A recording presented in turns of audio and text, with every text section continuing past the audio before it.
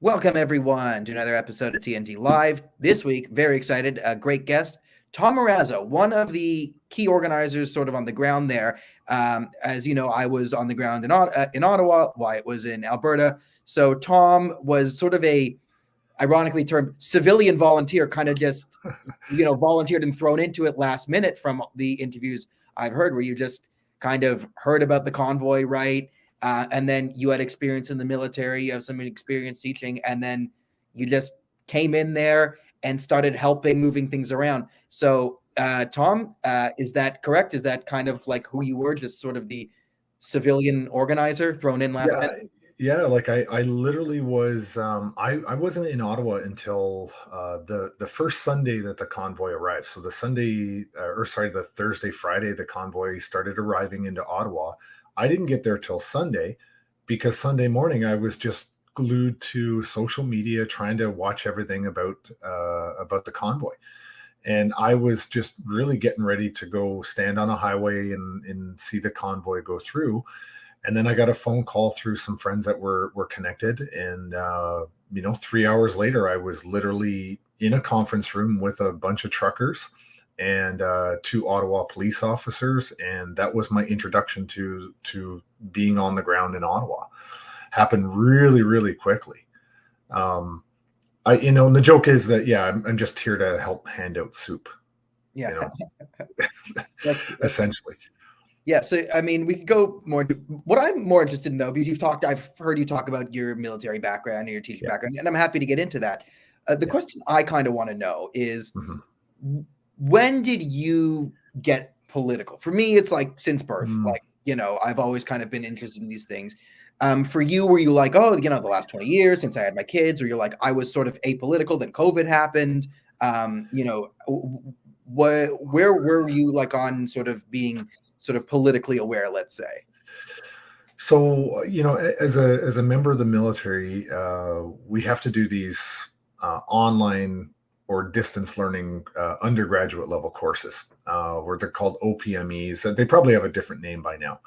But one of the courses I had to do was politics, and I loved it. I absolutely adored the course. I had a great professor that was teaching it, and they were, tenured professors.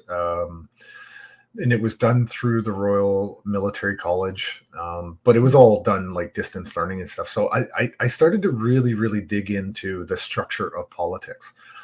Um, but I never really considered myself, somebody who was politically active. And I'll be honest, some elections I didn't vote. Because that was my vote. Like I was not happy or impressed or even interested in all of the parties involved, and so sometimes I didn't vote because. But I want to say that I did spoil my ballot, so I didn't give my vote to a specific candidate, but I went in and I scratched a line through my ballot because that was my vote. But So you you're on know the "they're all idiots" train, which yeah, is I was basically like disappointed with all of them, right? And because if you look at all, you know, the majority of big elections in this country in the last, let's say, 5 to 7 years, they're always, maybe even longer, they're always about who I don't want, as opposed to, hey, I really want that person in. The last election, though, was interesting because I talked to a great friend of mine in Niagara Falls. We went to high school together, and he said to me, he's like, I've never had a political sign on my front lawn until last September. And we joked, and he said, yeah, it was PPC. And I said, you know what, you're right. That's the first time in my life, and I'm a lot closer to 50 than I am to 40. And it's the first time in my life I ever put a political sign on my front yard. And it was the biggest one I could find. Like it was almost a 4x8 sheet for the PPC, right? And that's that one particular election really got a lot of people inspired to go and actually vote. And it's so bizarre to me because every single person that I know, without a doubt, that is awake to all of this COVID madness, all voted PPC. Every last one of them. And there's a couple of good reasons for that too. One, Maxime Bernier was the only candidate that continuously, weekend after weekend after weekend, for a year and a half, went across Canada speaking out against the COVID insanity. Second thing is, he's the only candidate in any party at the federal level that was actually arrested and ticketed. And so, You mean Aaron O'Toole wasn't so brave? No. Aaron O'Toole. Like I laughed because there was this picture I saw of the election with Aaron O'Toole when he was a navigator on the helicopters, and it was a meme comparing Aaron O'Toole, somehow making him look like a big war hero, right? Because he was a navigator on a helicopter, in Justin Trudeau being basically a partier. And I just thought it was so funny, right? Like how you could stretch the truth. Like his job was to navigate a helicopter. I have never met someone in the military who's impressed with Aaron O'Toole's no, and I've never met a lawyer who's impressed with his legal career.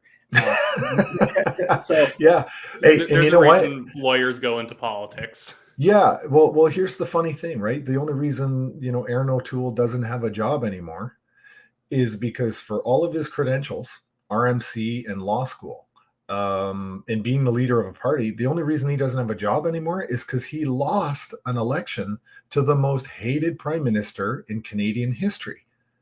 It's kind of hard to recover from that. I don't care what your credentials are, but maybe if he had behaved like a conservative, he might still have a job. Like even Jagmeet Singh was able to pick up seats, and that shows you how unpopular Justin Trudeau is. When Jagmeet Singh can manage to scratch out some seats, people just wanted something different, and you might as well just had a blank space on the ballot where Aaron O'Toole's name was. Oh, he failed to show distinct. That's what you said with Bernier, and like PPCers might not like me when I say this. Like Pierre Poilievre has a chance to kill the PPC by just showing distinction from Justin Trudeau, which O'Toole failed to do. Now, yes, the hardcore political heads and the PPCers just said, well, where was he for the last 2 years on our freedoms? Like, I'm not going to say, I'm not saying you're wrong there. What I'm saying, though, is Aaron O'Toole failed on every level to distinguish himself from Trudeau, who was so grossly unpopular that it was insane. It was maddening. It was, we got to win the Toronto people, and the Toronto people, they hate, like, this narrative cannot die. This narrative cannot die of compromise on your values for the sake of the GTA. It never works. It never works, but the narrative never dies. It seems almost like the more you try and win a very specific demographic of people or geographical area, the more likely you are to lose. It's like if you remember in 2015, or I think it was early 2016, when the Republican primaries were going through, Iowa, the person who won that state was Ted Cruz, who ran against corn subsidies. And it was because I think he wasn't pandering to farmers that he actually won the state, because people realized that he's not just showing up and saying, I love corn. Don't you love corn? You should vote for me. And it's like he was an actual person, whereas Aaron O'Toole showed up to Toronto and he's like, I like the CN Tower. Don't you guys? It's like, it was always like, don't worry, I'm not going to really be conservative. I'm basically Justin Trudeau. This like diet liberalism. Like no one wants to drink Diet Coke unless they have diabetes. People want to drink Coke. So don't market yourself as Diet Coke. Like that's and it was amazing to a lot of people, because the Conservatives just before the election had their big annual convention, and Aaron O'Toole stood on that stage and started talking all sorts of liberal talking points, carbon tax, this, that, and the other thing, and people were like, "Who's this guy? Who is this guy?" I was at that convention. Disaster I've ever seen. Wyatt was in there. My name will get you banned. You type my name in the chat, it was banned. Kim Kalahara was banned. But I've never seen a politician lose momentum after the convention. These are raw things for the base. It's total, these are insignificant just to get your base riled up. But he hated the base so much that it was. I know, and at the end of the day, that election in September was Aaron O'Toole's to lose. He all he had to do was behave like a conservative. That's all he had to do, and he would have not. Okay, remember when Doug Ford in Ontario became the premier, and for about 15 years or so, we had the Liberals in Ontario It was under Dalton McGuinty, and then Kathleen Wynne took. Yeah, aka Orville Redenbacher, whatever. But anyway, she became the premier. And then when they had the election with Doug Ford, by the time the Liberals were done, there were 7 candidates left over, and they had to ask to keep their official party status in Ontario. So that should be kind of, I would expect, as long as the Conservatives in this country at the federal level behave like Conservatives, my feeling is in the next federal election, you're going to see another massacre like you saw for the Ontario Liberals. So, I mean, I'm going to vote PPC under one condition, and that is, PPC doesn't change their core charter or their party platform. I will do that because in my mind, I'm not going to reward the Conservatives with my vote for the fighting for Canadians that Maxime Bernier and the PPC have done. They earned my vote by protesting, by getting arrested, by being at everything and calling out the politicians. The Conservatives didn't earn my vote. The PPC did, and I rewarded them with my vote because they stuck true to my values. But here's the most important thing in my mind. We have 38 million people in this country, and under a party system that we have, if the party leader doesn't agree with you, they simply just kick you out of the party. And we saw Doug Ford do it. There's 5 independent MPPs right now in Ontario because he didn't agree, so he kicked them out. Yeah. Erin O'Toole kicked out a senator because he didn't like what she was saying.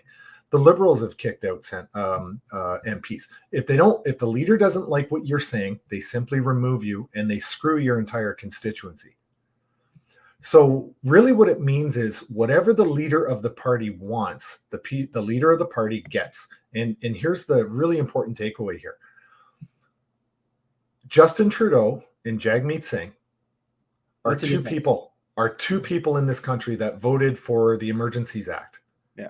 2 people in this country had the power to screw over 38 million people with the Emergency Act and now some of these lunatic bills in all this banking stuff. So let's get into it because you were one of the people who got debanked. Yes. The bank said Tom Marazzo, okay, criminal record, blank, criminal charges, non-existent, court order, non-existent. Yep. Let's steal his money. Yeah. What was that like? Just, I mean, did you ever, did you ever think that was possible to just, again, no charges, no criminal record, no nothing. And then all of a sudden, right, I assume you couldn't use credit cards, you couldn't use a debit card. So one of my children has a very extensive medical history. And I spent Christmas Day eating my Christmas dinner at a vending machine at Sick Kids Hospital this year. And the credit card that I have on file with the pharmacy showed up to deliver my son's medication, and they were like, okay, well, there's a credit card on file. They're like, actually, that doesn't work. It got canceled. So the credit card that I was using to pay for my son's much needed medication couldn't happen. But I mean, paid out of pocket, paid cash. But, luckily there was cash on hand at the time, because that's just one example, right? My other credit cards have all been frozen. All my bank accounts were frozen, and I get a small army pension, and I couldn't access my pension, and now after all the Emergencies Act is over, magically my money came back, but my credit cards, I don't believe, have been reactivated. Maybe one of them has been reactivated, but it's very bizarre to me, right? That with the flick of a switch, all of my financial assets could be turned off without a warrant, without charges, without a conviction, without due process, without even notification. The only way we found out is when we logged into the bank and it said your accounts have temporarily been frozen. Well, so I mean, I think you were saying you were at, if I can remember, an interview you did. BMO was the one that did it to you? BMO, right? BMO. Yeah. Yeah, BMO is the bank I'm currently with, but not for much longer. I mean, and the problem with Canada is like all the major banks. I'm sure. I mean, I'm sure CIBC did it to someone in Scotia and TD. Yeah. I know TD. I mean, TD stole the money from the truckers from the GoFundMe initially. So, like, have you looked at like a bank you trust, or is it like, the bank of, Tom's lockbox under a key under my mattress? Yeah, I've heard credit unions are actually pretty good. The credit unions didn't end up going after anyone, and I think it's mostly because not that many people actually keep their money with credit unions, so at very least they never got used to freezing people's bank accounts because of that.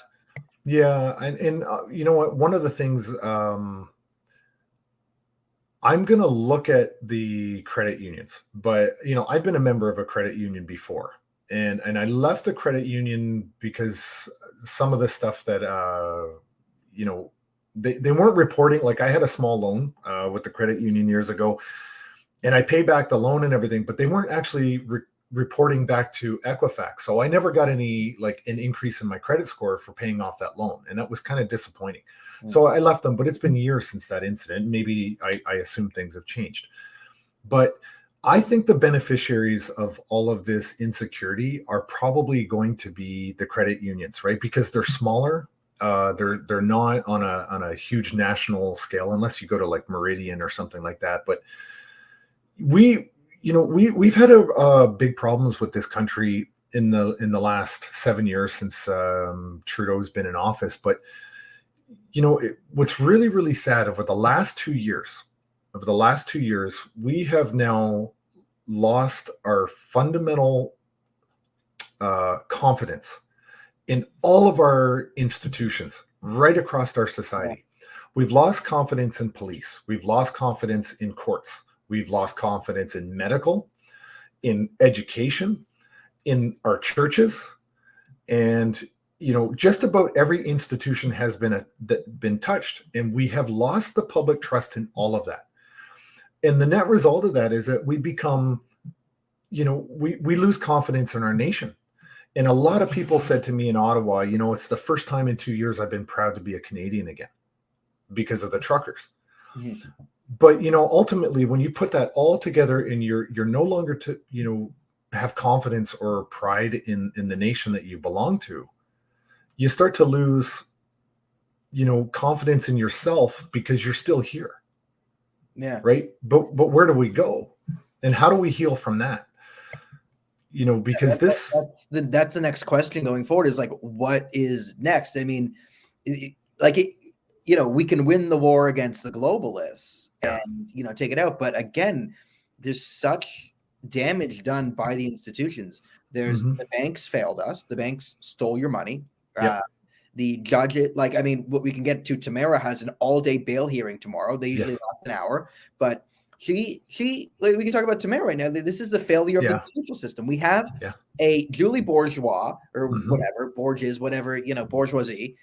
Yeah. She's a former Liberal candidate, a major Liberal voter, endorsed by Justin Trudeau in 2011. I just want to say, not only endorsed, but right after she won her nomination, I believe, in 2009, she specially had Justin Trudeau show up to cut her a video. Only 2 Liberal MPs she ever had on her channel featured endorsing her, and it was Justin Trudeau. So it wasn't like, well, because he's a candidate, he endorses the entire slate of candidates, says, oh, I like Julie, in a small post online. Like, that was a specially made post for her, where he cut it in both English and French. I'm pretty sure the other guy only did it in French, which really tells you how close she was with Justin Trudeau to have her show up to her victory party and make a video for her right on the spot.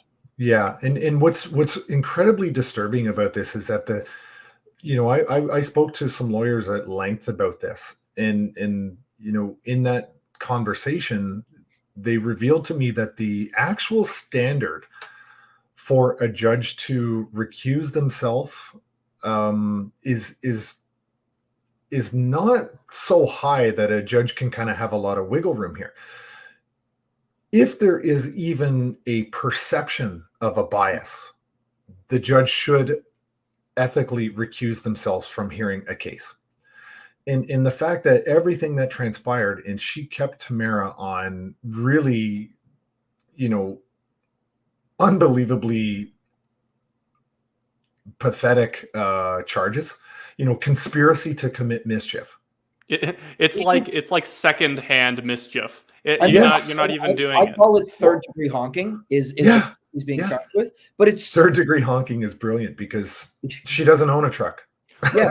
Here's the thing too. The judge on 2 separate occasions was just badgered her the entire bail hearing, both on Friday and then when they didn't have enough time over the weekend. Then on Tuesday, I believe, or Monday, she just badgered her like, well, how did you get onto this flight? How did you do that? As if any of this had anything to do with the nonsense charge she was under. It was just attacking her for like silly stuff that wasn't even wrong. She was just taking issue with for some reason. Yes. And in my mind, she was simply looking for some sort of reason to keep her, right? And when she decided that, Tamara was somehow a risk to public safety by letting her out, that she would conspire to commit mischief, it's just preposterous because, repeatedly we told everybody who was watching that there was no centralized leadership. Like, I came in as a volunteer, and sometimes people say I'm a spokesperson. There's been occasions where the convoy has said, hey, Tom, can you go do this video, this particular one, and talk about it, because only for the fact that I was the guy most involved in it. And so I would do it. And then many other people did a lot of media stuff because they had a more accurate picture or more expertise in it. So it wasn't centralized, command and control here. It wasn't a complicated military operation where, the government's trying to paint her like she's some sort of Osama bin Laden, right? Like me, she was a volunteer in an idea that somebody came up with. And that's simply all it is. And so I do agree that she's a political prisoner in my mind. I can't define it any other way. She became a political prisoner. And the thing is, what you guys ended up doing on the last day when the police started cracking down is that you guys were even telling people, okay, let's peacefully leave the city because the police are going insane under the Emergency Act powers that Justin Trudeau and Jim Watson are utilizing. And the fact that nobody left proved that you guys weren't responsible for anything that was going on. So them trying to legally hold anyone accountable here over what a judge literally ruled a lawful protest is silly. Like Tamara, her acting like Tamara tomorrow is going to have a big legion of people follow her and they're going to take over Kitchener or something like that is silly. Her and Chris Barber just came up with the idea, and someone else, I forgot their name, sorry, but they just came up with the idea of a trucker convoy, was going to raise some money with it, small little convoy, maybe 40 trucks to go around Ottawa, make a little bit of noise, and then try and make their case known or have their case heard. It exploded because of public sentiment, not because Tamara had like a fantastic marketing team and they dumped like thousands of dollars into hyping this thing up and it took off. It just took off like that because people wanted it. It was needed, right? There's a reason why. Is Tamara arranging the American convoy from jail? Did 1 million Australians march to their capital? Yeah, Tamara told them to. Right, and we've known Tamara Wyatt and I for a while because when she was working at Maverick, and we used her as a go-between to get to again, we cover politics, so inside political stuff, and like I'm not saying Tamara's a dumb woman or whatever, but like Tamara's no political mastermind pulling the strings. She's just a good woman who is trying to do the right thing, and Tamara is a good woman. I like her. Yes, she's not born to lead 1 million people. That's not in her genetics of like. And how many people are really? How many people exactly? It's not like Napoleon Bonaparte, Alexander the Great, Tamara Lich. These people are the thing. Good woman and solid ethical character, total political prisoner. But the fact that you were pretending like she could just call on 1 million truckers at an instant and then as Wyatt said, seize Kitchener. And then I don't know, lay waste to Waterloo like this is utter fantasy. Yes. Yeah, I totally agree. And the very first time I had a quiet conversation with Tamara, because there was a lot of it was difficult to have a private moment with somebody, just to have a quick conversation without 20 people trying to get in there, right? And I I was really impressed by how humble of a person Tamara really is. She has a lot, like, I admire the woman, and I had seen, because I was in the back of the room watching some of the press conferences, like some of the statements that she had done. One with Brian Peckford, and then the other with our roadmap to freedom plan that we offered to the government, which they still never, ever expressed any interest in. But she's incredibly articulate.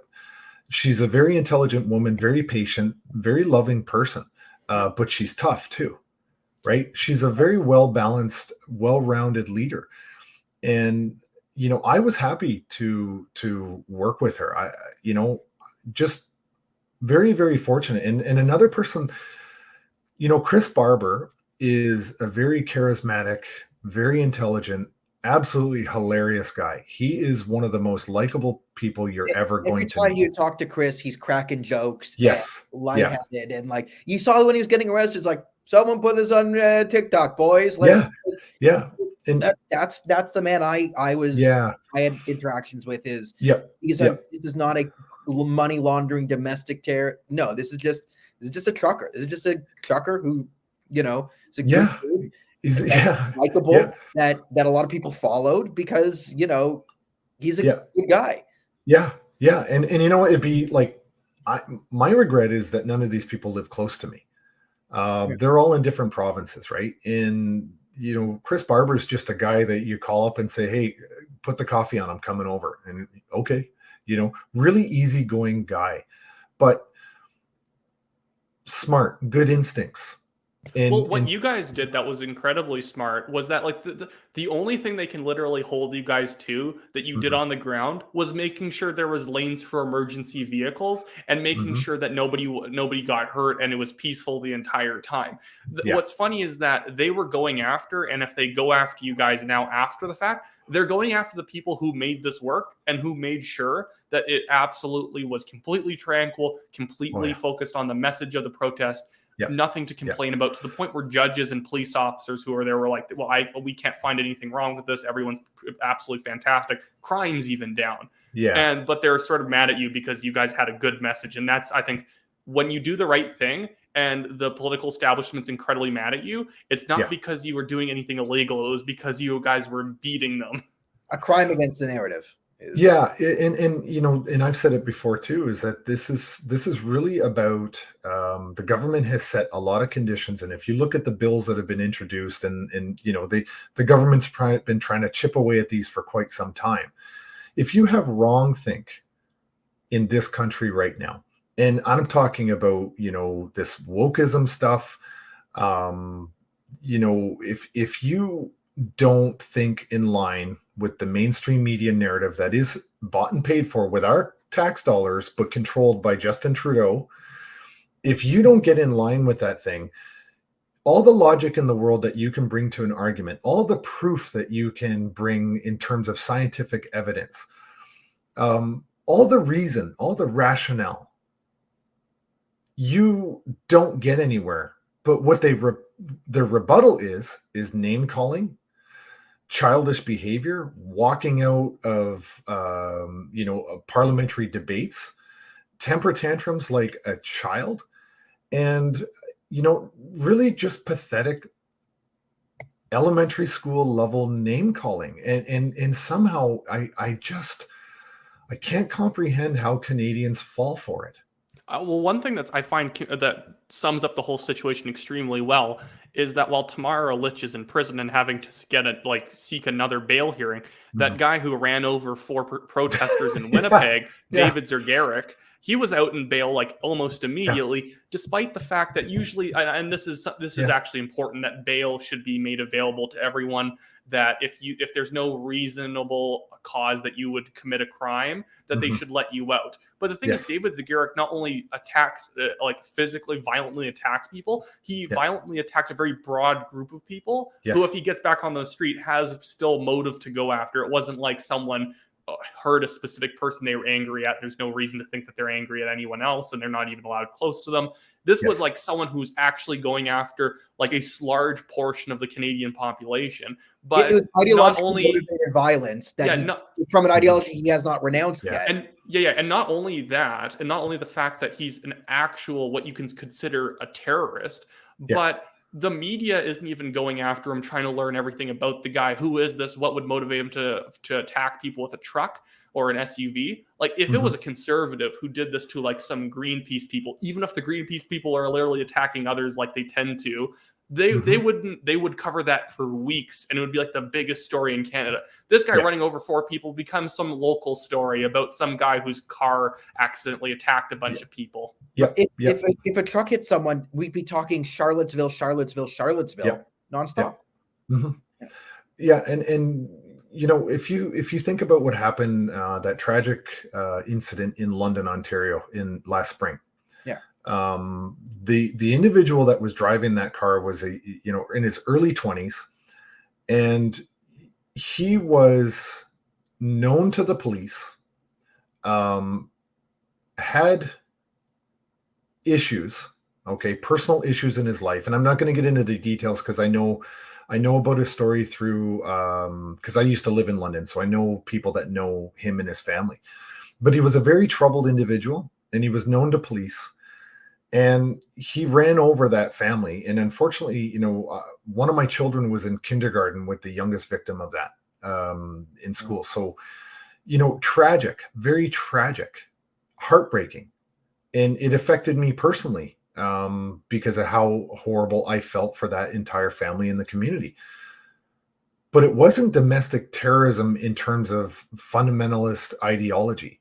It was a very disturbed young man who was known to law enforcement in the mental health professionals in the London area. But Justin Trudeau went all the way with Doug Ford and made political theater out of it, right? Yeah. But, you look at what happened, you're right. When that individual 2 weeks ago drove his car into a crowd of protesters fighting for freedom, he's out on bail. But Tamara Lich is still sitting in a cell as we speak. It doesn't make any sense. No, and I think there's one more thing I think we need to say about Tamara is the charges of incitement to mischief or conspiracy to commit mischief. It was counseling to commit mischief, specifically. That's literally what the words for organizing a protest. Like that. Yes. This is the fall of our democracy and our right to freedom of assembly. Like that's so clearly under attack with the fact that Tamara's being charged and even held. Like, okay, if you want to get her on counseling to commit mischief, fine. That's like a parking ticket. That's a parking ticket at worst.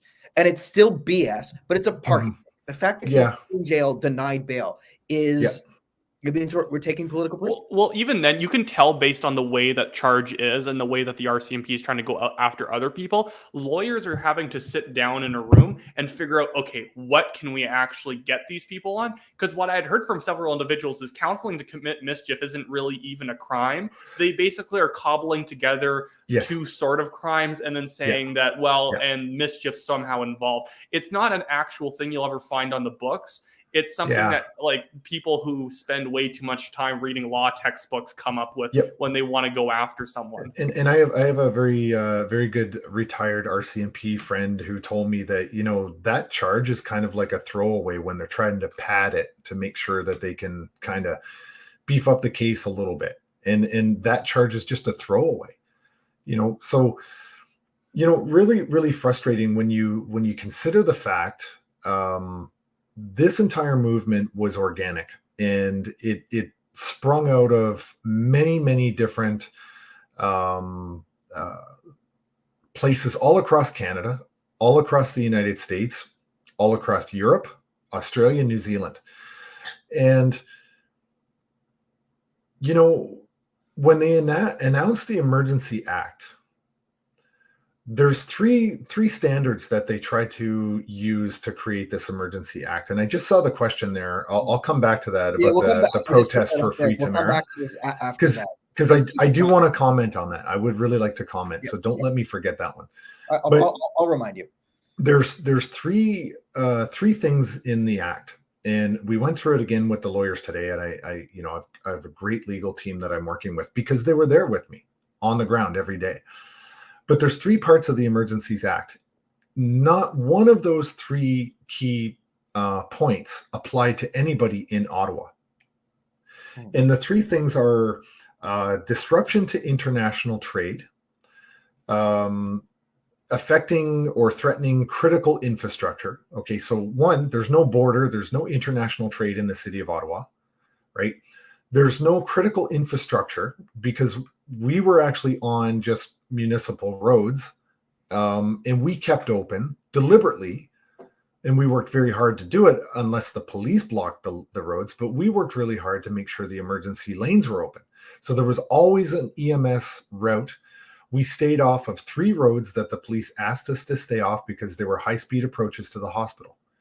And yet, oftentimes, I would be asked to confirm, did we move off of a corner? Did we open up a lane? I'd go there, and one time I went there was a piece of heavy equipment, concrete barriers, and 5 police officers standing there blocking the road, not the trucks. Yeah, Okay. I can confirm that no roads were blocked by the truckers, but some were blocked by police. Yes. And so there was one occasion where I talked to a truck driver. I said, you got to move that truck. You cannot block an emergency lane. He said, we actually, we sit in that truck and we wait. And when we listen for sounds of sirens, we move the truck immediately. But we have to be careful because if we move it, the cops will move in and take over our spot and we won't be able to control that ground anymore.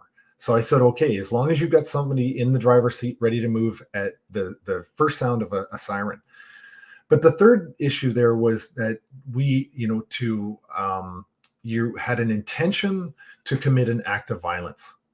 And the only people that had an intention to go there and commit an act of violence were the RCMP, the OPP, the Quebec Provincial Police, the Ottawa Police, and every other police of jurisdiction that got brought into the Ottawa area.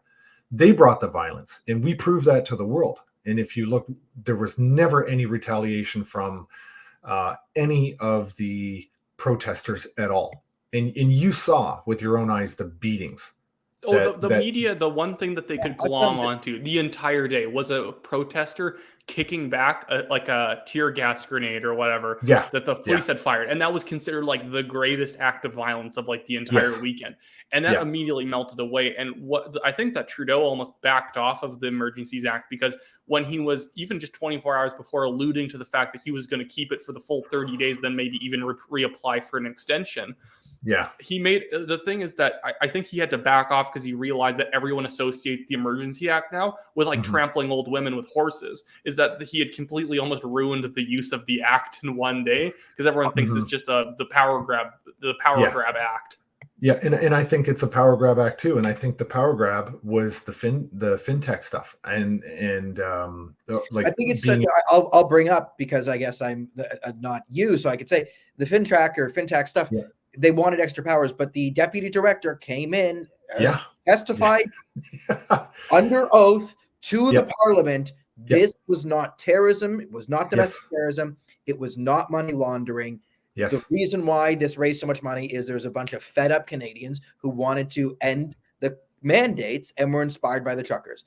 Well, even on non-Canadians, like giving money, everyone's trying to make it seem like, oh, well, so look at how much money came from the United States. It's foreign funded. It's like funded by Steve Bannon or something like that. And it's like even the deputy director of FinTrack just came out and said, well, yeah, it's just because people were inspired by it and we're donating money. You can't stop it like people who are inspired by a movement from giving money to it. Yes. And the proportion of like Canadian to American money is like a moot point. Yeah. They just have a lot of people.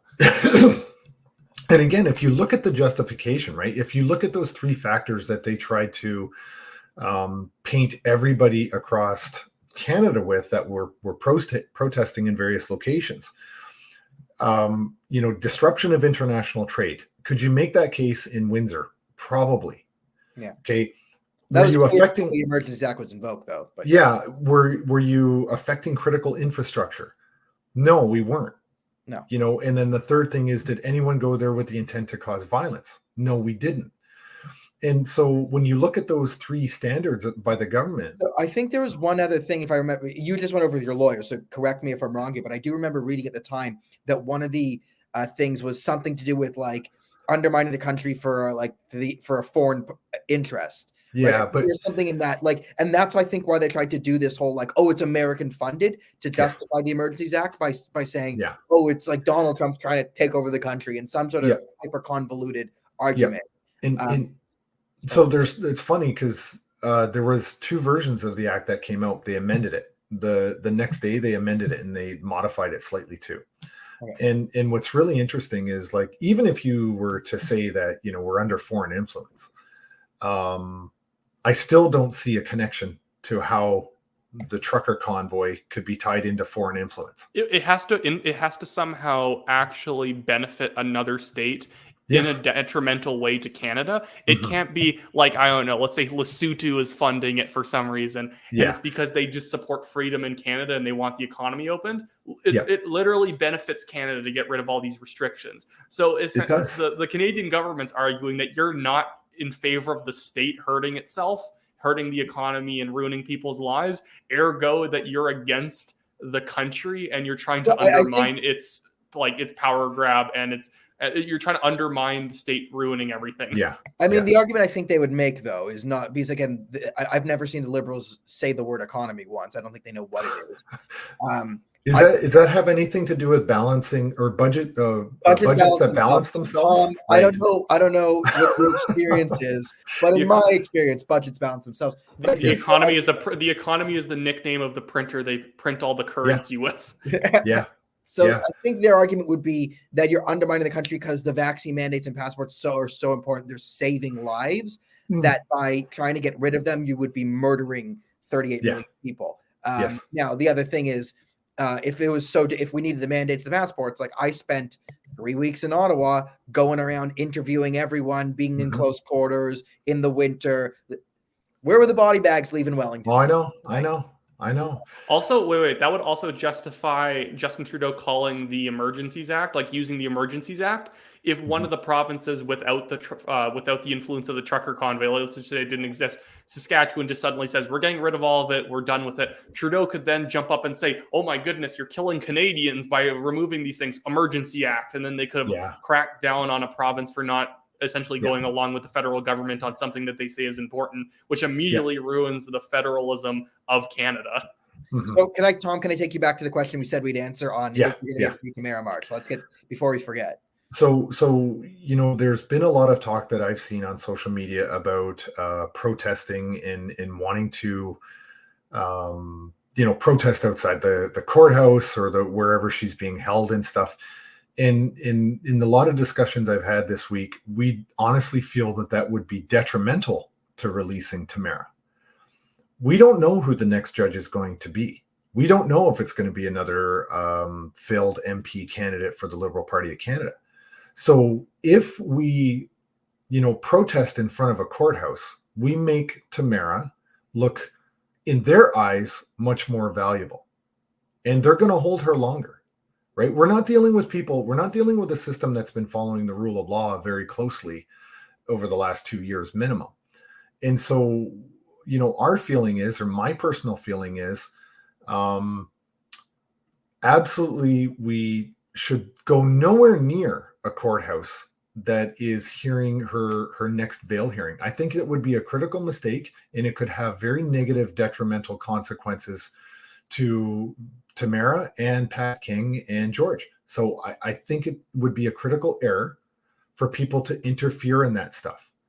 And so I'm asking people not to go anywhere near that. Let her just go in front of a different judge, have that resemblance of a due process. I think you're being smart by saying don't go in front of the judge and hound the courthouse.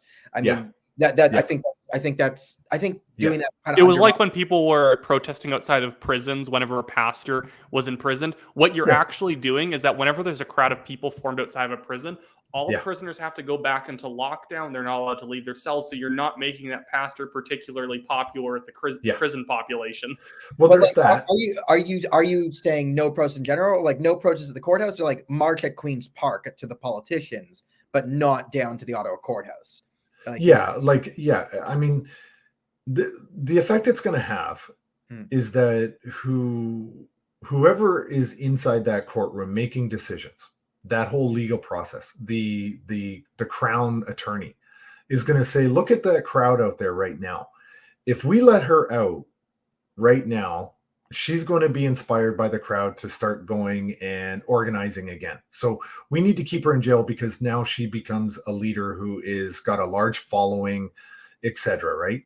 So I think what we do is two things. We let that process run its course, and then when Tamara is free, we let Tamara decide what she wants to do next. Does she want to continue, or does she want to take a break? And I think, let's just back off on Tamara and Pat and everybody and let them decide for themselves what their fate is going to be, right? Because this is an organic, peaceful movement. And we want to maintain that. It's important to us because, we talked about it. Well, I didn't talk about it with you guys, but, there is right now, I've been made aware that there is a RCMP, OPP, Ottawa Police Task Force that has just been put together to investigate anybody who had anything to do with this convoy in any way, shape, or form. Okay, and let's put this into perspective. People donated to GoFundMe in the original days when they had no idea what the outcome of the convoy was going to be. Okay, the convoy went, the convoy happened, Justin Trudeau went into action, did his thing. And next thing you know, this is just a big ugly bowl of spaghetti and it's very complicated.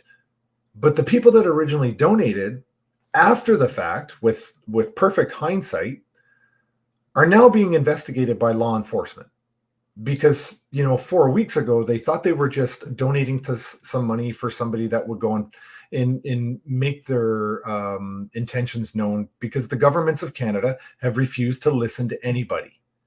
So we're talking about, pre-crime and trying to investigate and prosecute people who had no intent of being involved in a crime. But now all of a sudden, the RCMP, OPP, and Ottawa Police believe that the good way forward is a task force to start investigating people that just thought they were doing the right thing in supporting other Canadians in their to fight to win back freedom.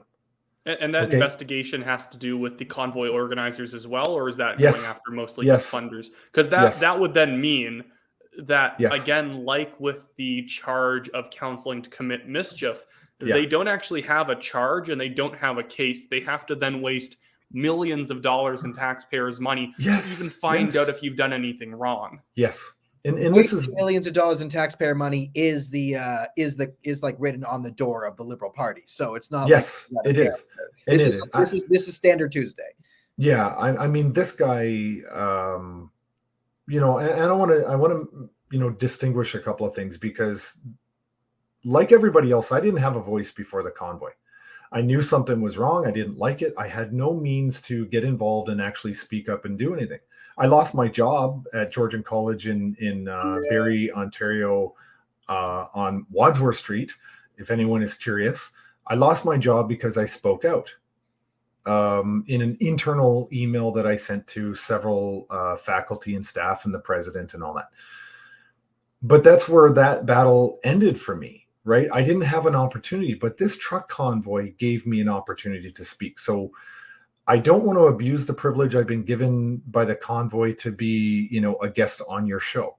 Mm-hmm. However, now that I'm here and I was fully involved, I have to say, as a citizen now that was given a voice by the convoy, I'm disgusted. I am disgusted by the behavior of every level of government across this country.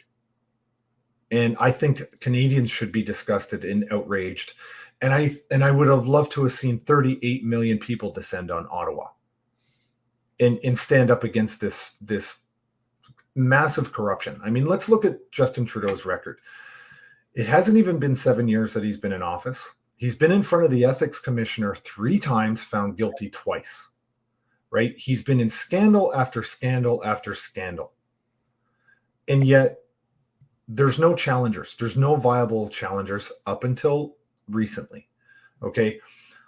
And it's frustrating it's so frustrating because Justin Trudeau is literally printing money and spending money and borrowing it like somebody who has 6 months to live. He's maxing out his credit cards. He's remortgaging his house. He's buying Ferraris and mansions, and he has no intention of paying back all that debt that he is going to cause the rest of us. So, you know, in my mind, the mansions are gender neutral. So they are. But in my mind, you know what I think? In my mind, he is behaving like somebody who is deliberately trying to destroy the economy. I don't know how else to describe his actions. Well, it seems like I've actually argued that in the past a little bit, that he knows that there's a certain portion of Canadians, especially like woke urbanites, who will vote for him if he pushes these crazy progressive policies. But then there's another sort of faction of voters that he can maybe create or cause them to become liberal voters by almost bankrupting them into making the social assistance programs seem reasonable to them because they have nothing left. So at very least, the government owes me something for ruining my life. It's almost like he's trying to get like spiteful voters. Right. You throw someone off a boat and then you have a lifesaver, right? And you throw it to them it's, you know, it's like abusive gaslighting in a way is sort of always getting a lot. Everyone who goes on welfare had no intention of staying on it. Like there's a very small minority of people who selfishly wanted to just milk the program. A lot of people get stuck on the program because of other terrible policies kind of making it unviable for them to do anything else. It's called a welfare trap. Yeah. You know, you get paid enough just to survive, but not enough to actually advance your position. Yeah. Right. And this is I'll bring it Bill C 330. I'm not sure if it was that's the social credit score one. Not the it's the UBC. It's UBI. Sorry, I'm down. I'm not good with my acronyms today. Sorry. I'm not even exactly against UBI, but on top of the fact that it's not meant to wipe out other social assistance programs, and it's meant to be a universal program on top of all that stuff that we already can't afford is ridiculous. Yeah, it's one thing if you did basic income and then ended Social Security, welfare, and unemployment. Said, okay, you're scrapping all that. It's just universal basic income. Oh, you know what? Okay, if we're going to have some sort of socialist nonsense, if it's a streamline, okay, fine. But if we're going to add it onto this, like we have 7 of those programs, if we're going to add an 8th, like the thing's going to come crashing down. You can't just print money. And like money is like it quantifies value, right? Yes. And certain work you doesn't have value. Sitting there has no value. Like me sitting on a couch smoking weed has no value to anyone. Yeah, because it's not worth $2,000 a month.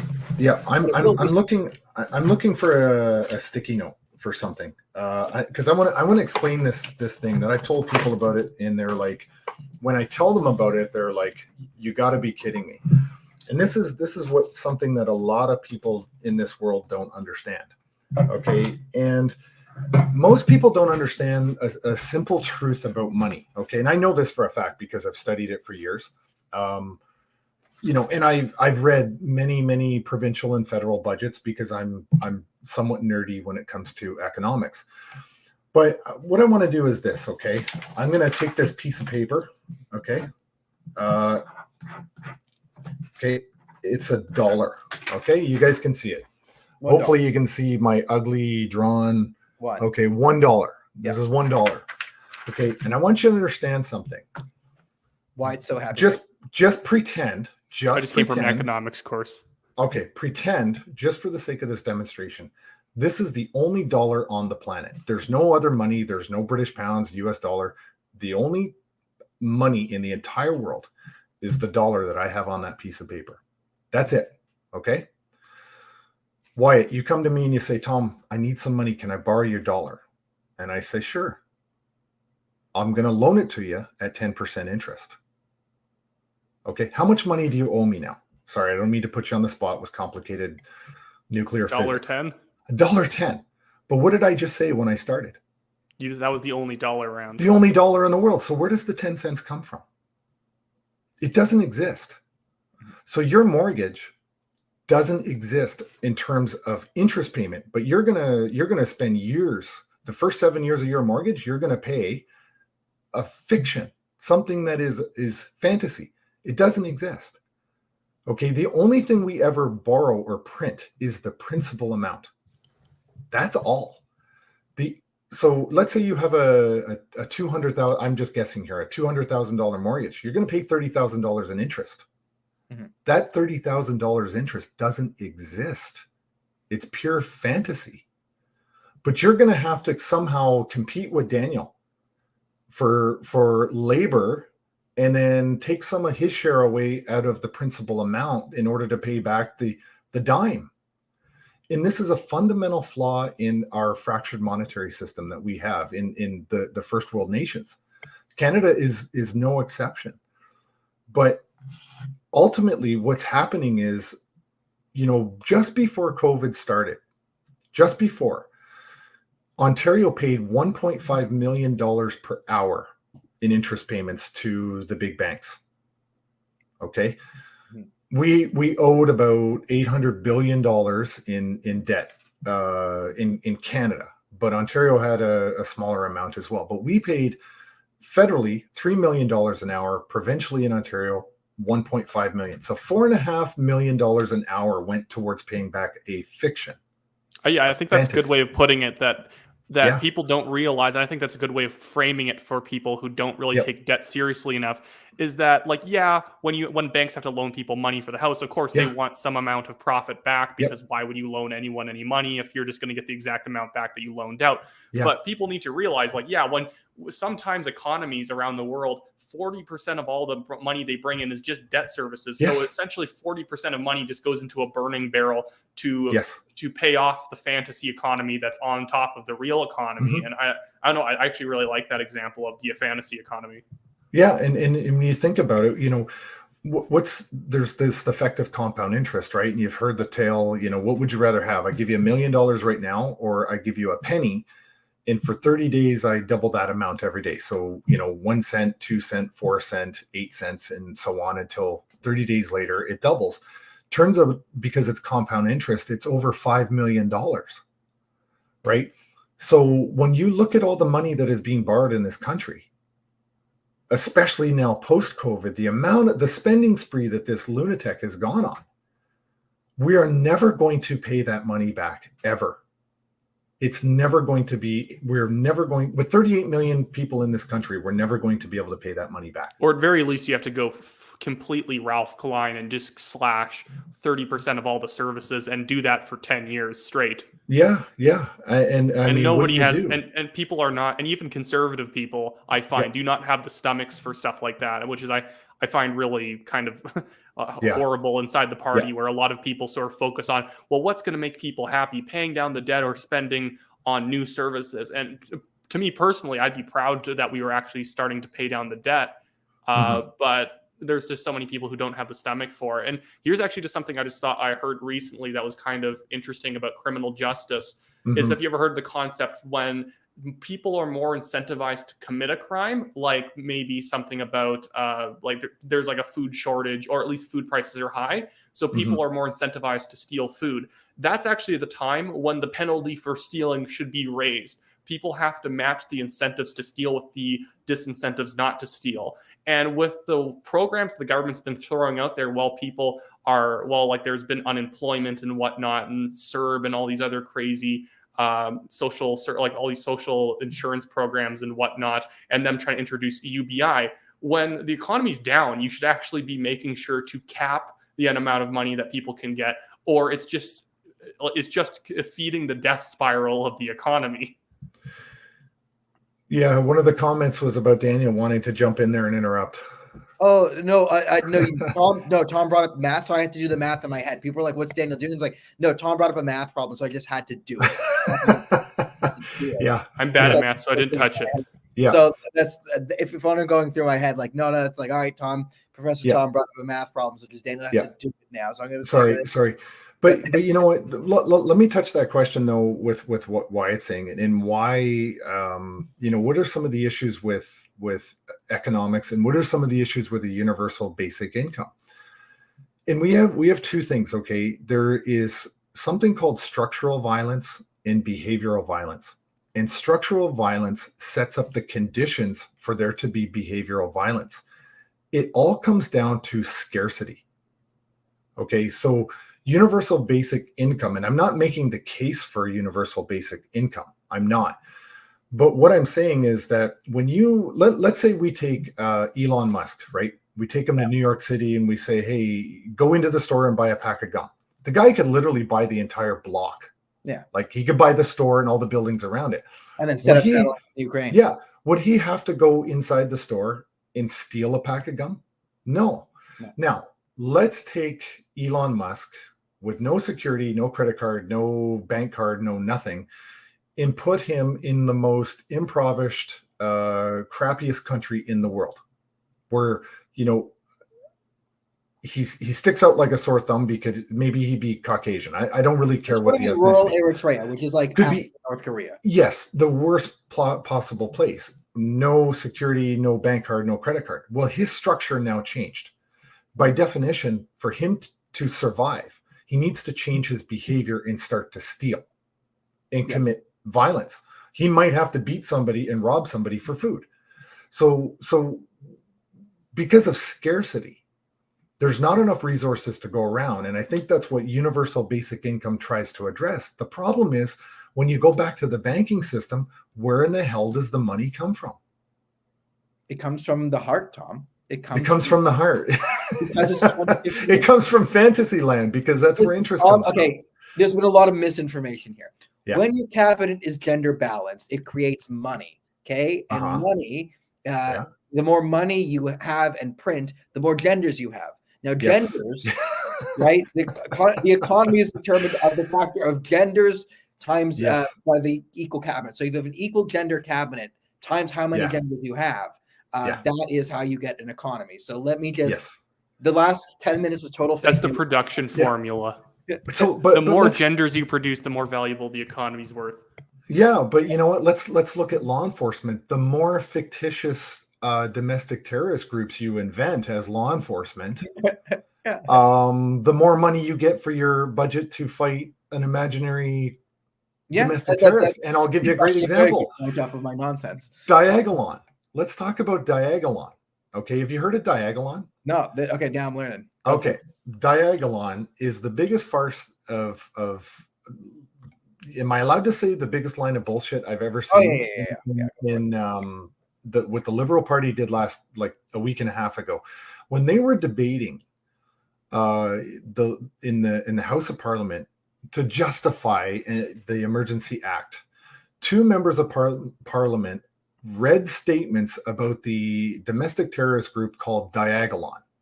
Okay, Diagolon has about as much truth in existence as that 10-cent interest payment that Wyatt owes me. They don't exist. It was a meme created by a guy named Jeremy McKenzie as a joke with a bunch of friends. And you know who their arch enemy is? Circle On. Circle On? Okay. Yes, diagonal and circle. Okay, it was a joke. It was a meme. It was meant to get a bunch of guys and girls, after restrictions were lifted, to go and have a barbecue. That was it. And all of a sudden, now the Liberal Party is reading official statements trying to justify the Emergencies Act based on a meme. And where did they get that information? From CSIS and the RCMP.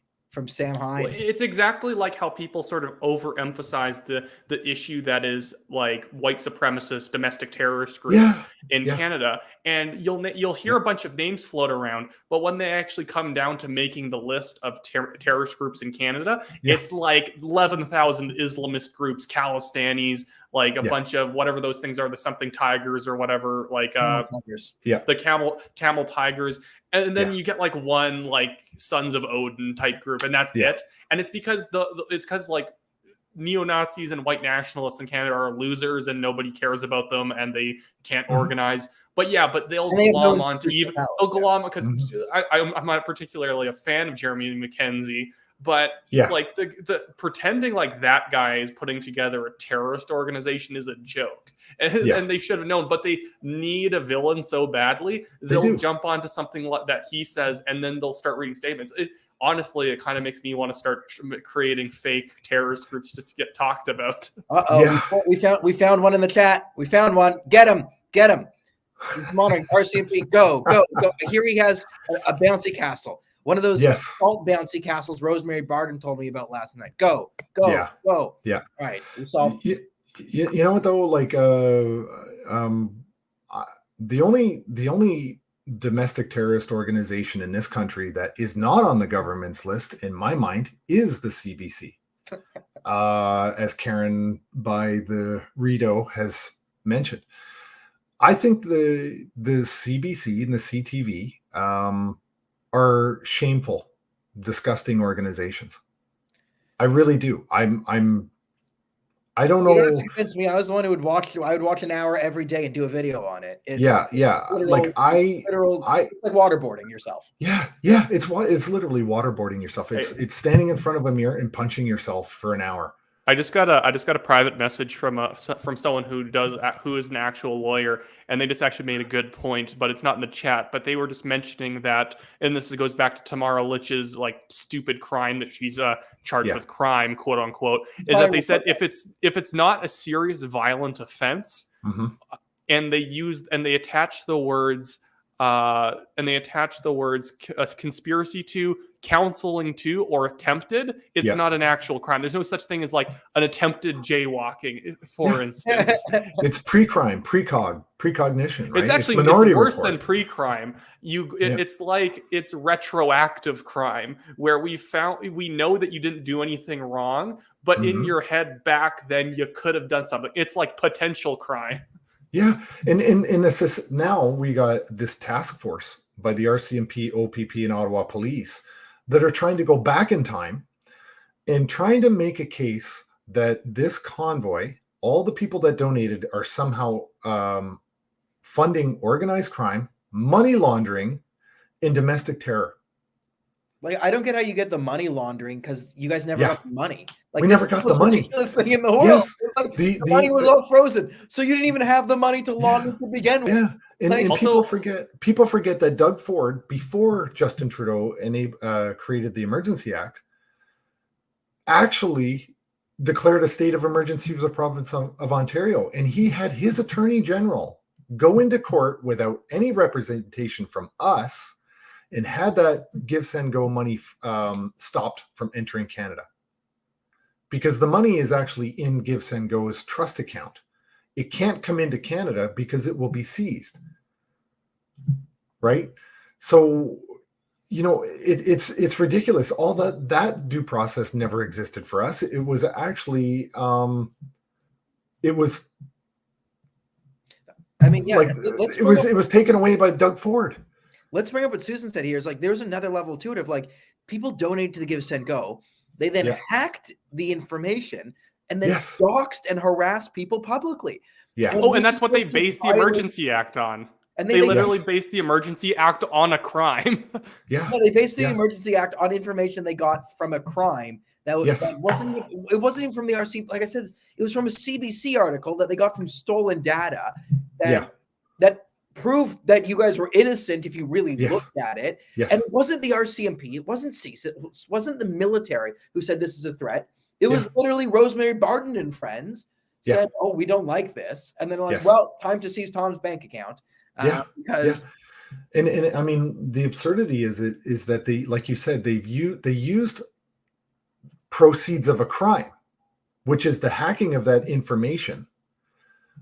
And then they took the information that was stolen and hacked, which that is a crime itself, hacking, and then used it as a story. And now instead of investigating just the hacker, they're investigating the people that were hacked. The funny thing is that they keep trying to, or the CBC kept trying to insinuate early on that somehow the Russians had something to do with the trucker convoy, when essentially Chrystia Freeland and Justin Trudeau are using the fake dossier, the fake Russian dossier playbook on this one, is that they essentially commit a crime by going through government overreach.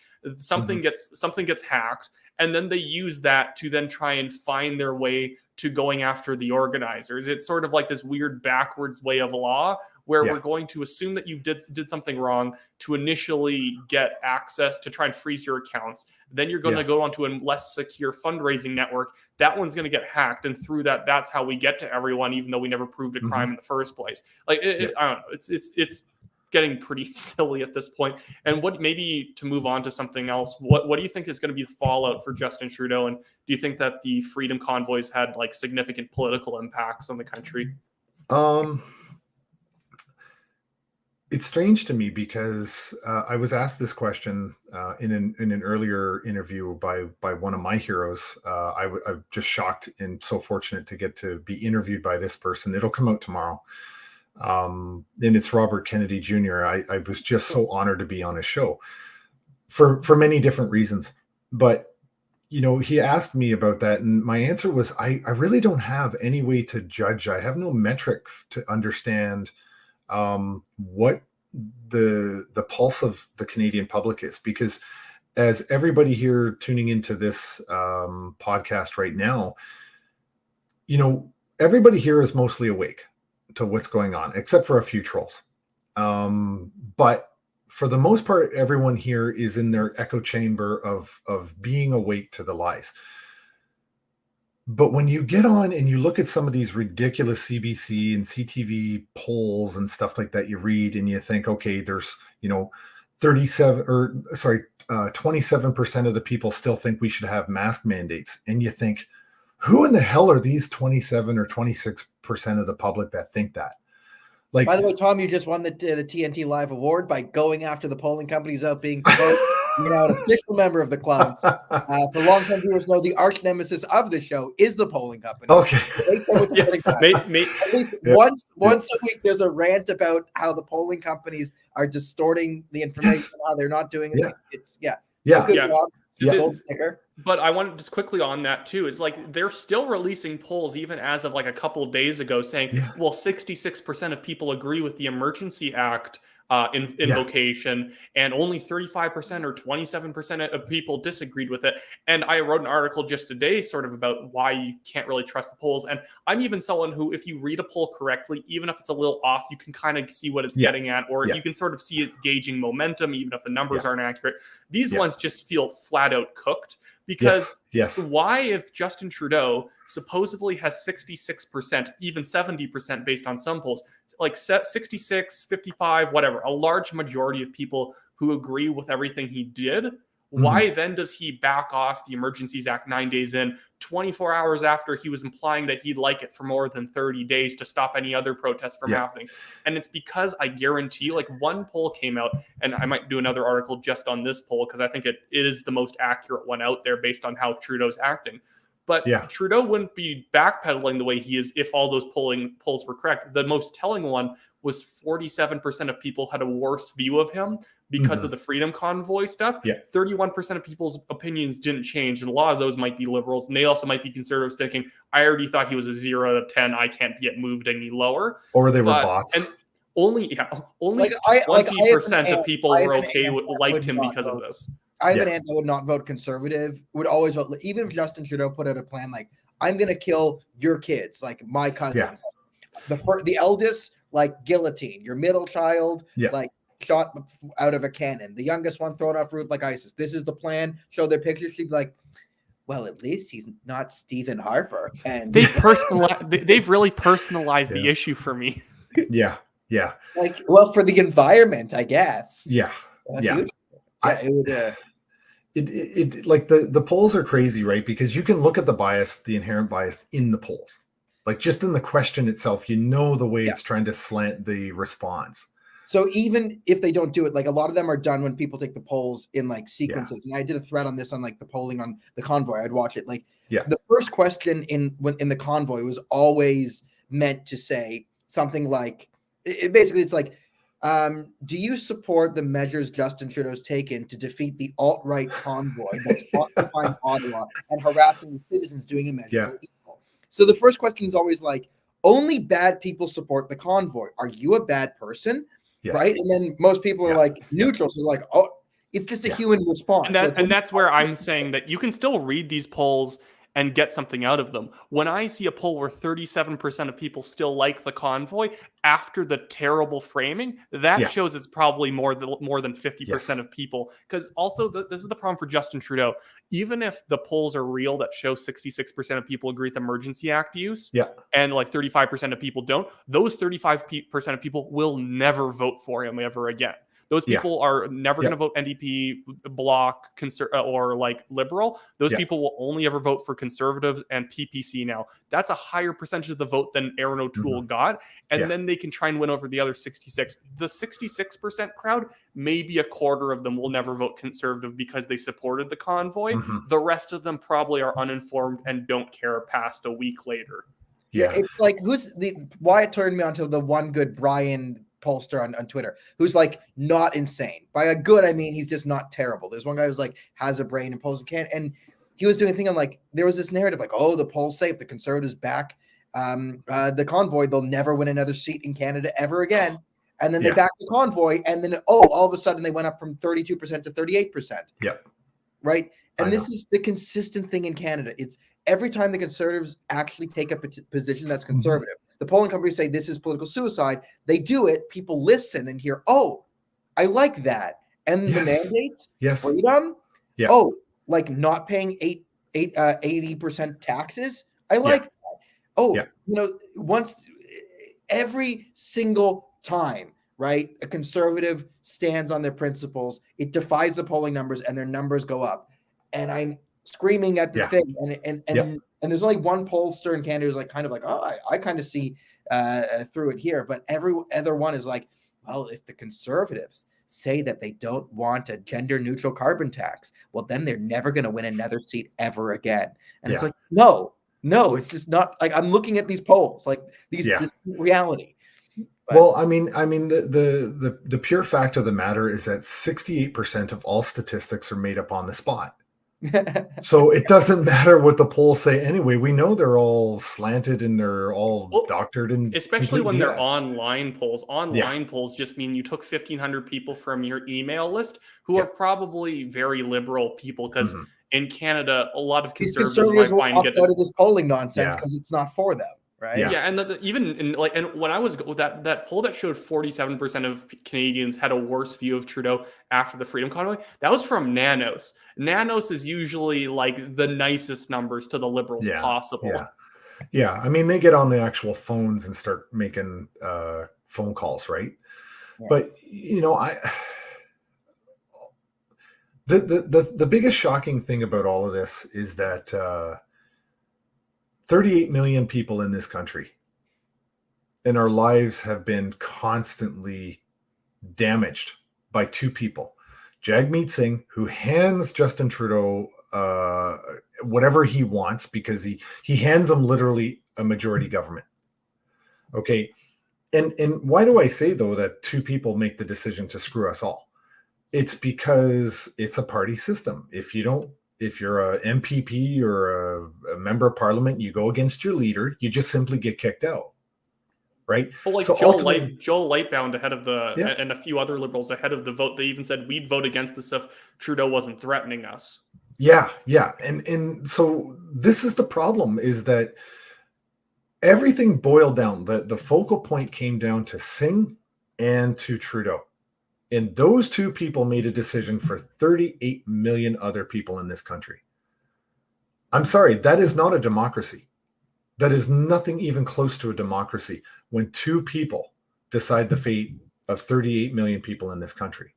And I think the way you have to solve that is you have to have a system like the United States where you have a right to associate with the political party. Because the fact that you have a right to also means people can't smear. Like if you have a bad person in your party who's a conservative and they're clearly insane, well, you can just blow it off if people are attacking you because they're in your quote unquote party. It's like, well, I can't do anything about it. He can register as a conservative. But we do need that because like you can't have this thing where, like essentially elections are between whoever were hand selected by the leadership of one party and whoever was hand selected by the other party. Yeah. But then, you know, the one thing I like about the American system is that, you know, Let's Go Brandon has to actually court the votes of all of his own party members. on an important bill. He can't just order the Democrats to vote There's the no way he balance of wants. power in Canada. There's none. And There's this is none. I mean, this is why I went ballistic during SNC Lavalin, which is the worst scandal of all Canadian history, and no one really noticed how terrible it was. And I was yelling at Andrew Scheer because he's like, Justin Trudeau, he says he's a feminist, but he fired a woman and an Indigenous. He fired 3 of them. Scandal. The scandal is Canada's broken now. It's the PMO trying to monopolize all the power. The executive branch is within the House. Justin Trudeau controls the House. The Senate is useless. There's no such thing as a Canadian Senate. It's a fiction. This might as well be the Canadian Senate. You're the Canadian Senate. It doesn't matter. It doesn't exist. The only balance of power is the legislature, which is broken. And we had one good person, Jody Wilson-Raybould, saying they don't qualify for a DPA. And then you threw her out and put a puppet in there. So now the Prime Minister's office controls the entire country by fiat. Say that, Andrew. Say it. But no one, it's like, this is racism and sexism, and that's not the scandal. So I know. Well, hey, look, Aaron O'Toole, when he lost to the most hated prime minister in Canadian history, there was a conservative senator that said, "Hey, I think we should have an early leadership race for the Conservatives." And what did he do? The next day, he fired her as a senator. Well, he tried to fire her because Senator Denise Bader is essentially just stuck around. He kicked her out of the federal Senate caucus or the federal, because they have a combined caucus between the Senate and the House. And it's and then he kicked her out of that, but nobody else would kick her out because I think everyone realized at that point Aaron was toast and they were just needing an excuse to get rid of him. After her speech at the Senate, when the Senate was debating about, or given their speeches anyway, for the Emergency Act, and then the next day when he canceled it, I called his office and the other, there was another senator, I called his office and just to leave a message saying, thank you. You did what Canadians expected of politicians in this country. So thank you. That's all it was. It wasn't like, hey, I'm Tom, you might have heard of me. It was like, I was just calling as a Canadian citizen to say thank you for doing your job. And the Senate can be relevant in Canada if it actually wills itself to be relevant. Yes. And I think that I'd love to have a triple E Senate. And I think the best path forward is having conservative senators actually do something, because I think if the Liberals realize there's a bunch of firebrands in the Senate who are holding us to account, the only way we can get rid of them is actually having Senate elections and trying to beat them. I think that would be a great way forward. And I hate the garbage I'm not a Liberal senator. I'm from the Senate Independent Caucus. I'm from the unaffiliated blah blah blah. Stop. You're literally a Marxist. You're worse than a Liberal, and somehow you got on here. I know. So, where do we go? I honestly think, I would like to see Tamara and everybody else get their due process. Let Pat have his due process. Let the other guy, Pat's friend, have his due process. Let them get out, reevaluate their lives, see where they want to go, and then we start taking big steps. But what I will say is this: my observation, my own, just according to Tom, is I don't think the Senate had anything to do whatsoever with JT deciding not to continue on with the Emergency Act. To me, the clear message when there was a run on all of the TD bank machines and everything, I think it was the bank lobby that called up JT and said, seriously, man, what are you doing? Knock it off. And probably that afternoon he went in front of a camera because somebody handed him his lines. Let's not forget, he's so grossly unqualified to be the prime minister of he is an actor, so he kindergarten. Lines. Yeah. And so, now, it just amazes me how you can invoke the War Measures Act, or the Emergency Act against your own people. Beat up veterans that are wearing their berets and their medals. And the next day, get up there and admonish another country for being undemocratic and a dictatorship. How do you do this? How do you get up and apologize to Indigenous people in this country on a Monday and then Tuesday run a pipeline through their land? How do you lecture India the Indian government and tell And the them farmer to stuff. Yeah. with the farmers. How do you lecture India and tell them to go and negotiate, speak to them, learn what they want? By the way, that was an actual violent protest or violent riot. If you watch the footage, they were like beating people with sticks around their parliament or something. Because there was a lot of like Khalistani nonsense. Yeah, it was clearly a Khalistani front in a lot of ways, and it was like provable. Yet he's never apologized for that one. And remember, guys, it was like a few weeks ago that the Coastal GasLink pipeline that the Wet'suwet'en people literally voted to have got attacked by 20 terrorists wielding axes who tried to burn after the people Emergencies alive. Act was invoked. Yeah, I think it was slightly before. Yeah, or maybe during. It was during. Okay. But anyways, literally tried to burn people to death in their vehicles. Maybe they weren't trying to, but if you start trying to set fire to a vehicle while people are in it, that's attempted murder, even by like a third degree at the very least. Yeah. And like that was maybe in the media and never for maybe a day, and it like that situation never crossed Justin Trudeau's lips. No. And like this guy is the master of hypocrisy. Like there's no boundary. There's just no boundary with the hypocrisy that comes out of this man's mouth. I saw a video today posted when Justin Trudeau was very young. It was actually on Wellington Street in front of Parliament protesting. Right? You know, what's the famous one he says he's upset talking about people's rights and freedoms, and a Canadian is a Canadian is a Canadian. Yeah, that's a line. Like I shake my head because I wonder if he mentally ill. I don't know what it is. Like how? I think a lot of it can be explained by, listen, he's the son of a prime minister, and the prime minister came from wealth, and he comes from wealth and privilege, and he's an attractive guy. So he's been a 20-year-old hot white girl for his entire life. No one said no to him. Yeah. Right? He's got an IQ around average, maybe just above, which is the most dangerous thing. It doesn't make you smart to be at 110. Yeah. So he has this self-belief because 110, man, that's high. I'm nowhere near 110. I'm way below 110. Jeez. Okay, yeah. Even with this haircut, I gave myself a haircut when I got home, and one of my lawyers always refers to me as Forrest Gump. That's the thing. So that's, he's just in this range where he's just always believed he's right. He's come from, the great irony is like he is white privileged embodied, and he has these ideologies that, are so easy to, like, I could teach anyone 10 years of intersectional theory. I could give you in 10 minutes.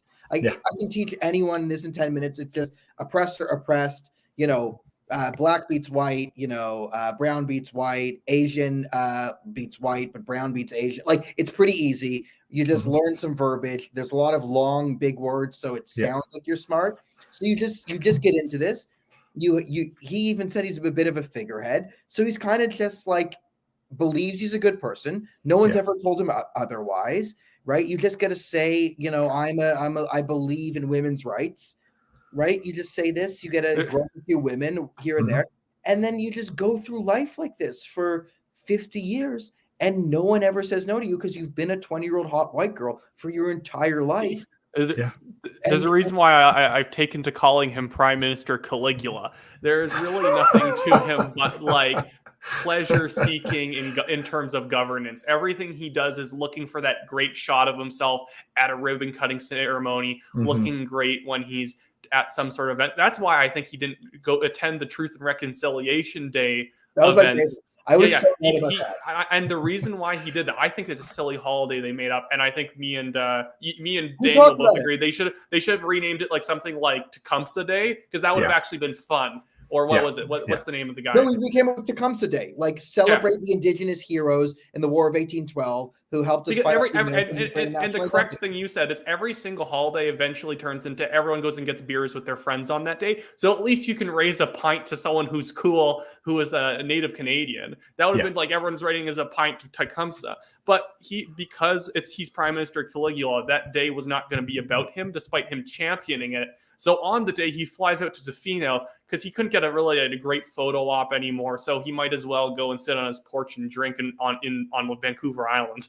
Yeah. That was my Yeah. greatest news, right? Because I had done a video the day before it of how this holiday sets everyone up to fail, because you're going to give people a long weekend. Someone's going to have a fun time, and then people are going to attack that person. And it's just not like, again, do this thing. And then the prime minister, like manna from heaven, decides, you know what? I am going to prove Daniel right. And I'm going to fly and go surfing. Day one.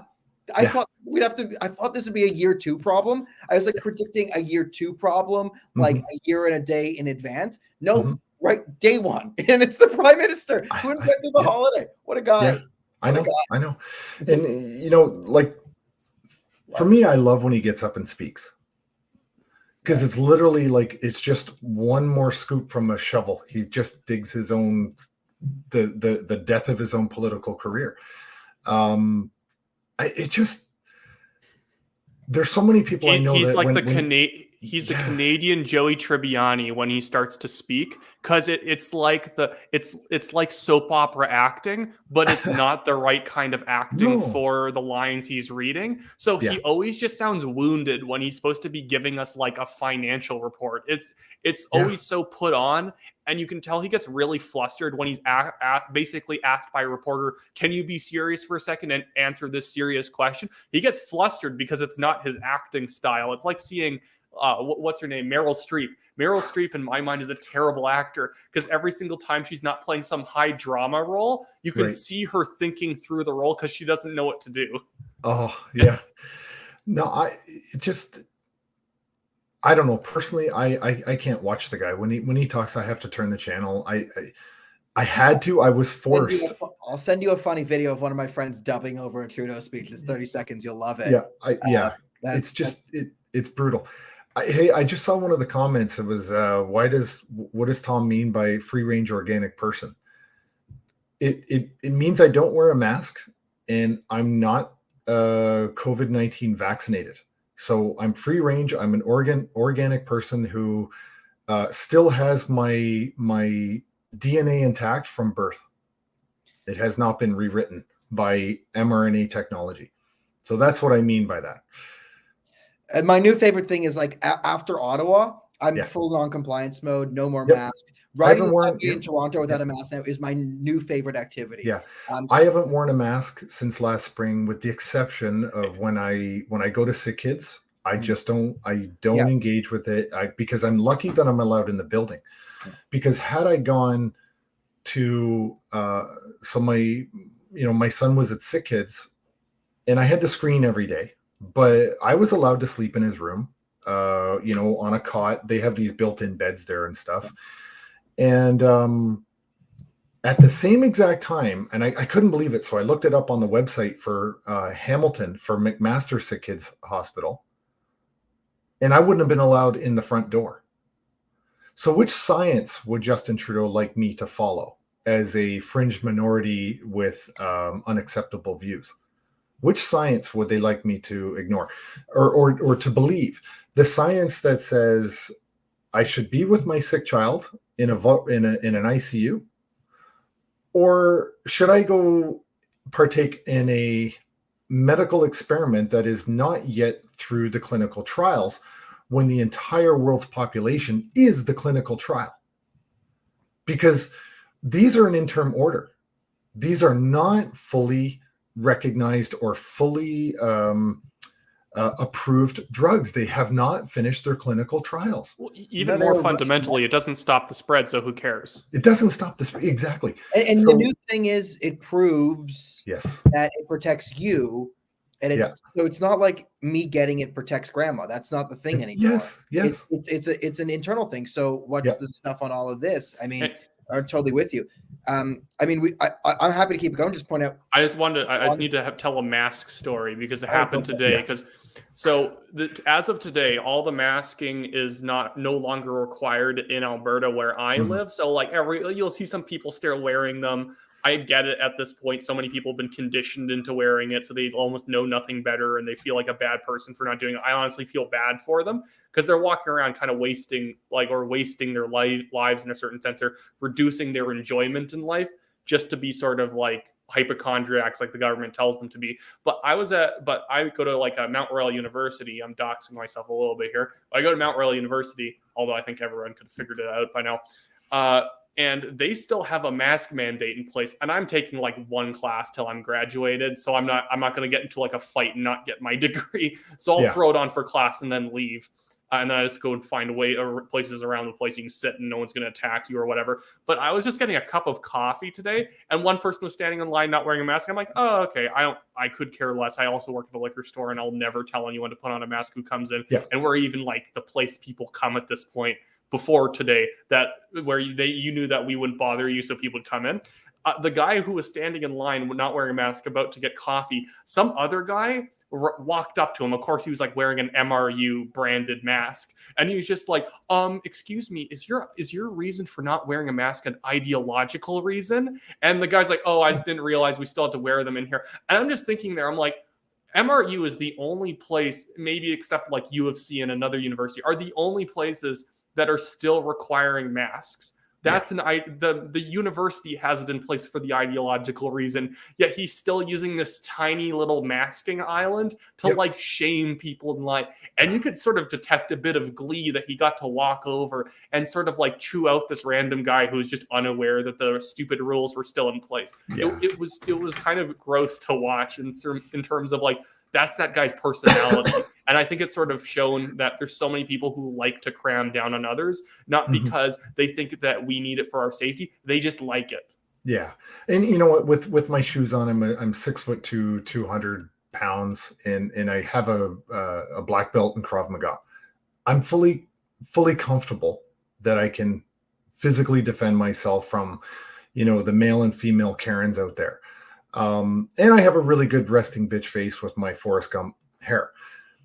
But the thing is this, I haven't worn a mask since the spring, not because I want to buck the system or anything like that, but because I know it to be wrong.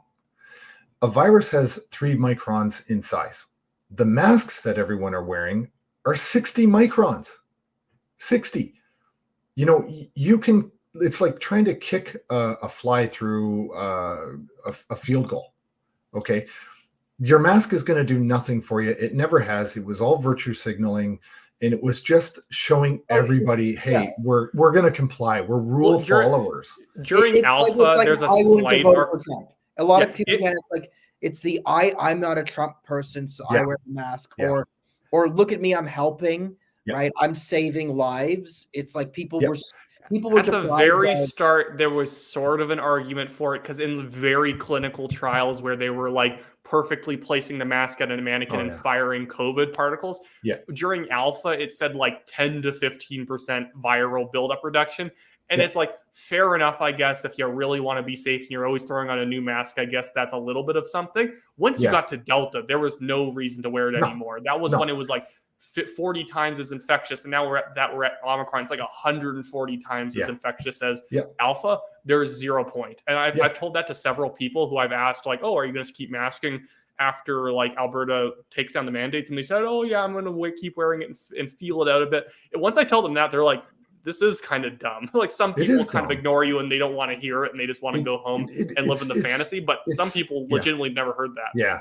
And I've had people, question me and stuff like that. And usually if I have a rule that it's this, if it's a staff member in a place that I go without a mask, I will answer the questions. I'll be respectful. If it's, just a Karen who decides to get in my face about it, I just act as if they don't even exist. I walk away. I'm not going to engage somebody that has no business being in my business. But, there's been an occasion where employees have said something, and I say to them this simple line. I say, I don't wear a mask for medical reasons. I don't say that I have sorry, Karen, I just saw your comment. You know what I mean, though, and I feel bad for anyone on the planet named Karen in this day and age. But anyway, I just say the simple line: I don't wear a mask for medical reasons. I never say I have an exemption. I never argue with anyone. But the reality is, my medical reasons are: I don't like hypoxia. It's not really good for cognitive function. I don't want upper respiratory infections. I don't want sores in my mouth. I don't want rashes on my face. And at the end of the day, it doesn't do any good. And the ones that kill me the most are the ones driving alone in their cars with their mask on. I'm okay if you forgot. My brother. But when you're I once saw my brother doing that, and I was like, You had to disown them on the spot. yeah, if you're on the 401, you've kind of had probably at least an hour to remember that you're suffocating yourself slowly. Yeah. So, but maybe that's the problem. The cognitive function has been so greatly diminished that you don't realize that you're actually starving your brain of oxygen. Right? Oh, and some people think that's hyperbolic. It's like when you do wear it for 8 hours, you do feel yourself feeling a little bit out of it, and you feel great if you take it off for a few seconds just to get like a few gulps of air, and then you're back. It's not like you can't breathe, but it's like the 10% reduction in air really kind of messes with your head over a long period of time. There's a reason why nurses don't tend to wear them all day long. You wear them when you have to go into a room with a particularly sick person, and it's that you don't want particulates getting into your mouth. So the answer is very simple. It's like, if you want to wear an N95 mask, you can wear one. Yeah. And we won't. Yes. And they're problem solved. Problem solved. Freedom. You do what you guys want to do. Yeah. Yeah. Wash your hands. In future, when I am sick, I'm going to wear a mask in public. I mean, I'm not going to be overly obstinate, but if I'm sick, like I'm coughing and I'm sneezing and I have something and I have to go out and buy groceries, I'll throw a mask on to protect other people so I'm not sneezing, getting whatever. When I am sick, that's what I will do. When I'm healthy, no. So don't lick doorknobs, don't lick homeless people, wash your hands once a week, get out there. Yeah. So I don't often talk about this on media because I don't know. I'm not comfortable with it, but I'll say this. My son had his first open heart surgery when he was 8.5 months old. And, a few months before that, he picked up a virus at the pediatrician's office and he went into heart failure. Okay. He was 4.5 months old at the time. And so from that point on, we were telling everyone, if you feel like you even have any, even a remote chance of feeling sick, don't come to the house. And then we said, if you do, and you're just even not sure, we have a mask. But everybody, please use hand sanitizer and stuff when you're getting near him. What I didn't do was insist that everybody in my neighborhood shut down, quit their jobs, lock themselves in their house, destroy their businesses, lay off all their staff, and go on some sort of social assistance. What we did is we modified our behavior to protect our child. But in this country, the politicians decided to do the exact opposite. They should have put a ring of steel around the retirement homes or the long-term care facilities in a loving and compassionate way for the end-of-life care of the occupants of those homes. We should have protected them instead of masking in socially distancing and not allowing 5-year-olds in kindergarten to talk. They didn't realize that you're not supposed to go the reverse way up Occam's razor. Yes. And so you're right. You should have locked down the nursing homes. Yes. And it's like they're locked down right now. My grandmother's living in one. It's a jail. And we sometimes break her out on weekends. And that's why I said it's got to be done compassionately. Like it should have been locked down the nursing homes. And if we want to protect them, it's like everyone who's healthy should have been out there and interacting. Let it run through us. Don't go visit grandma. We'll build up the natural. They were literally taking people who were sick from nursing homes who went to the hospital and were sick there, and then they would put them back in the nursing home before they had even recovered. And that's how you got a lot of the deaths in Canada. It was all these people who were essentially, it was like basically they got Andrew Cuomo'd. The age of death in Canada of people who died from COVID is higher than the life expectancy in Canada. Yeah. You know what? In the first year, 80% of all our fatalities from COVID were above the age of 60 with multiple comorbidities. Mm-hmm. So why were we locking down 5-year-olds? Because it became a religion. It did. COVID's a religion. I'm on it now. Like COVID's a religion. This is the Spanish Inquisition. It's 1492. You got hit by inquisitors. They took your bank account. This isn't about health. It's not about safety. It's about punishing heretics. And Yes. that's the stage we're at. And I don't need to hedge my language with this anymore. Yeah. It's exactly what it is. It is a Yeah. feeling of moral superiority some people get when they put on the mask. It's not about your safety. It's about I'm a good person. Tom Yes. and Wyatt and Daniel are not a good person. That's why Yep. I wear a Yep. mask. And that's what it's about. And it's Yeah. so clear. And to that I say honk. Just shut Yes. up, honk. Yes. And oh my goodness, Daniel's saying Heil Hitler. Uh-oh. Look out. Oh, yeah, our resident Yeah. Jewish Nazi. That's Yeah, you know what? You're getting up there with Diagolon. Diagolon. I can't tell if you're Diagolon or Circlon. It's hard. You know, a dual triagolon. Triagolon. Double There we triagolon. go. That makes Yeah. I gotta throw some gang signs up. Yeah. the Yeah. gangs. Oh, I know. This is where the show breaks down completely. Once I start trying to do gang signs, Wyatt and I. Oh, I know. Wyatt and I start forming gangs. You know that it's gone on a bit. So Yeah. Which is I mean, this is the longest a TNT Live has gone. They usually go about an hour. The good ones go about an hour 20. This has been a great conversation. So again, we usually let the guests finish off, but I'll say, Tom, this has been great. I know that the chat is enjoying it. You have an open invitation anytime you want to come back on here. People loving you. Some people want you to be prime minister, so do it. I'll vote for you. You're better than the other options. So thank everyone for watching this. Thank you for click. It's the internet. You have to push all the buttons and help us. Please help us push the buttons. If you don't, we'll all die. Wyatt will die if you don't like and subscribe. He's dead, and you murdered him. Like you murdered grandma with your sneezing. But I'm glad you chose to watch us instead of Joe Biden give a State of the Union address. That would have been cruel. So we did this, and Tom came here to save you from Joe Biden, who was going to bore you to death. So we saved probably 1 million lives. So Tom, thanks so much. We're going to give you the floor to end this off. So if you have anything you wanted to say, didn't get out there, and again, keep in mind you got an open invitation to come back because the chat is very appreciative of your efforts.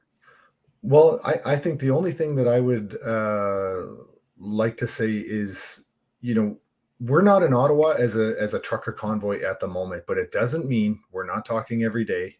And again, we're going to keep it peacefully no matter what happens. We are not going to break laws because we don't believe we broke laws to begin with, other than some parking bylaws. Okay, we'll accept that. But we never broke any laws. And I think that's going to come to light once all the lawsuits really start to kick in.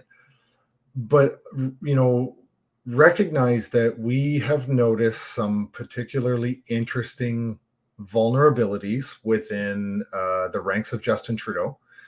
And I'll also say they center around mainstream media, CBC, and 5 chartered banks in this country. So, there are lots of discussions ongoing right now. And, as far as I'm concerned, though, don't wear a mask if you don't want to wear a mask. It's a medical device. It's up to you. If you want to wear it, if you want to go get vaccinated, go ahead. The choice is yours. The choice is not the government's. It's your choice. It's called an inalienable right. It's called bodily autonomy.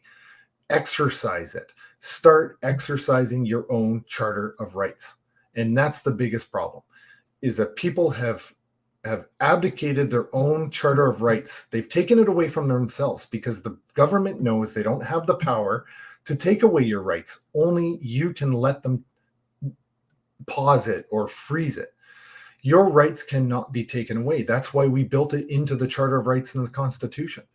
So exercise your own charter of rights in this country.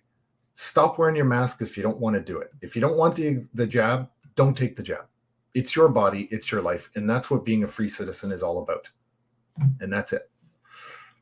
Thanks so much. Again, that was great. Thanks to everyone for watching. Thanks to everyone who clicked all the buttons. You literally saved Wyatt's life. We saved your life by saving you from Joe Biden. Now I'm going to go through and watch the gaff reel for some articles from tomorrow. We'll get those out. Apparently, I checked Twitter. He called the Ukrainians Iranians. Classic Joe.